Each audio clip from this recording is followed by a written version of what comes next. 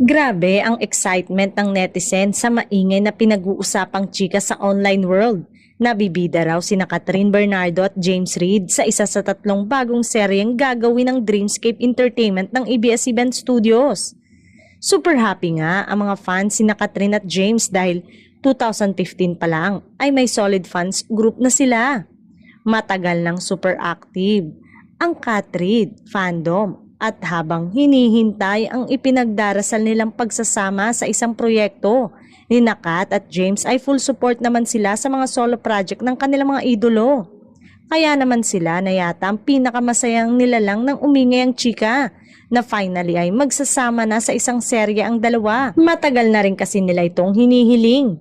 Kung matatandaan, gagawin sana ni Catherine noong 2020 ang teleseryeng Tanging Mahal kasama ang dating boyfriend na si Daniel Padilla pero na-shelve ito dahil sa pandemic at ABS-CBN shutdown.